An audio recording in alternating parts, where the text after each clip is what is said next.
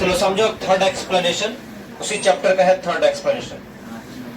क्या है? शेबी is now engrossed in his pictures. अब यहां देखो, हम पढ़े होंगे स्टोरी में इनग्रॉस्ड। इनग्रॉस्ड का मतलब क्या होता है? इनग्रॉस्ड का मतलब क्या होता है? शेबी is now engrossed in his pictures.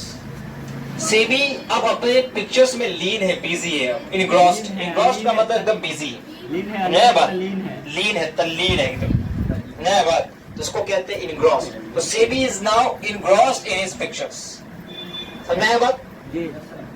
He no longer feels any bitterness either towards his teacher or his father.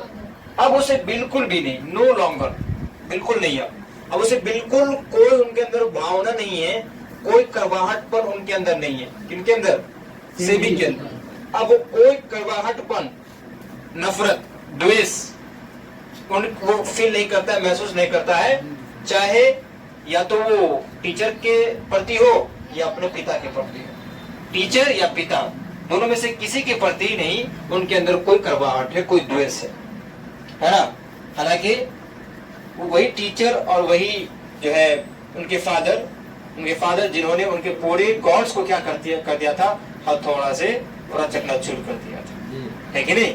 जब टीचर जो है कंप्लेंट लेकर उसके घर पे आए थे, और जब सेबी के पिता घर पर आए तो जब उसको पता चला कि क्या हुआ था, तो उन्होंने क्या किया, हथौड़ा उठाया और पूरे गॉड्स को चकनाचूर कर दिया था, है ना, फोड़ फाड़ दिया था। उसके बाद वही टीचर जो उनके मेन तो उनके टीचर ही थे, है ना, जो डिस्क के अंदर पकड़ा गए तो कंप्लेन लेकर घर पे आए, और उसके बाद उनका कंप्लेन जैसे ही सुना, उसके बाद उनके पिता ने उसका सारे गॉड्स को चकनाचूर किया, और उसके बाद उनको अलग काम में लगा दिया, पेंटिंग पिक्चर्स में लगा दिया, है ना। इसलिए यहाँ पर दिया गया कि फिर भी सेबी के अंदर उनके लिए कोई करवाहटपन, कोई करोपन उनके अंदर नहीं था, कोई द्वेष नहीं था, कोई नफरत उनके अंदर नहीं था, चाहे वो उनके टीचर हो चाहे उनके फादर। इसको एक्सप्लेन कीजिए, ज्यादा इसमें एक्सप्लेन करने की जरूरत ही नहीं है, ठीक है। लास्ट लाइन है ये चैप्टर का लगभग, है ना। देखो आप क्या है, तो ये बात तो हम लोग लिख देंगे कि ये किस चैप्टर का लाइन है, हम लोग 2 एक्सप्लेनेशन से पहले पढ़ चुके हैं। तो तीसरा एक्सप्लेनेशन है, वही बात हमें लिखना है कि the lines are taken from the story the artist written by Shiga Naoya. ये बात तो आराम से लिख सकते हो। आप समझो कि ये लाइंस का मतलब क्या हुआ, क्या है? The lines indicate that Sebi gave up his hobby of collecting gods. क्या है कि लाइंस जो है ये क्या इंडिकेट करता है? इंडिकेट का मतलब होता है संकेत करना। ये जो लाइन ऊपर दिया गया है ये क्या संकेत करता है? ये संकेत करता है कि Sebi gave up his hobby of collecting God's.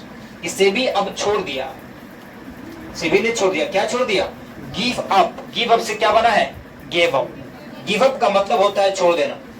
Give up का मतलब क्या होता है? छोड़ देना। तो ये लाइन यही दिखाता है, यही इंडिकेट करता है कि सेबी अपना हॉबी छोड़ दिया ऑफ कलेक्टिंग गॉड्स। गॉड्स को इकट्ठा करने का अपना हॉबी को उन्होंने क्या किया? छोड़ दिया। ये लाइन वही इंडिकेट करता है। एंड और now he is engrossed himself in painting pictures. और अब जो है वो पूरी तरह अपने आप को एकदम तल्लीन रखे हुआ है, बिजी है एकदम, किसमें? पिक्चर्स को पेंटिंग करने में इनग्रॉस्ड है, बिजी है। ये लाइन यही इंडिकेट करता है कि अब उन्होंने अपने हॉबी, जो हॉबी था उनका गॉड को कलेक्ट करने का, उस गॉड को कलेक्ट करने के हॉबी को अब छोड़ दिया, और अब वो अपने पिक्चर्स के पेंटिंग में अपने आप को बिजी रखे हुआ है। वो बिजी है किसमें? पिक्चर्स पेंटिंग में, है ना। समझ आया बात? तो ये लाइन यही बताता है।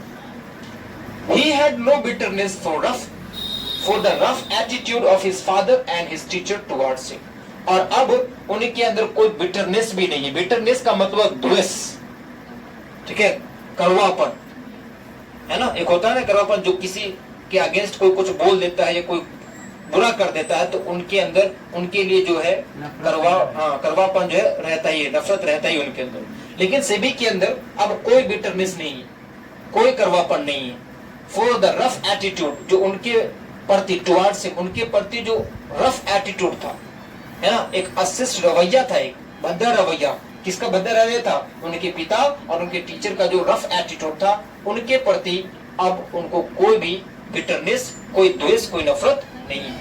अब वो अपने पिक्चर्स पेंटिंग में एकदम इनग्रॉस्ड है, उन्होंने अपना हॉबी कलेक्टिंग गॉड्स करने, मतलब गॉड्स को कलेक्ट करने का जो हॉबी था उनको उन्होंने छोड़ दिया है और अब वो अपने पेंटिंग पिक्चर्स में इनग्रॉस्ड है। यही इसका मतलब हुआ। ठीक है, तो लिख देंगे आराम से कि लाइन जो है ये इंडिकेट करता है। तो क्या कहेंगे? द लाइंस इंडिकेट करता है। क्या इंडिकेट करता है? क्या इंडिकेट करता है? दैट कि सेबी ने अपना सेबी गॉड कलेक्ट करने का अपना हॉबी छोड़ दिया। SEBI gave up his hobby of collecting gods and और नाउ इज इनग्रॉस्ड। और अब क्या है? वो इनग्रॉस्ड है। किसमें इनग्रॉस्ड है? Himself in painting pictures. किसमें तल्लीन है? वो पिक्चर्स को पेंट करने में तल्लीन है। लीड, ये बात समझ नया बात। Now he is engrossed himself in painting pictures. और उनके अंदर कोई बिटरनेस भी नहीं है, चाहे किसी के लिए हो, चाहे पिता के लिए हो, चाहे टीचर के लिए। इस लाइन का ये मतलब है। Yes, okay dear students, so I'll see you in next video. Till then, bye bye. Have a nice day.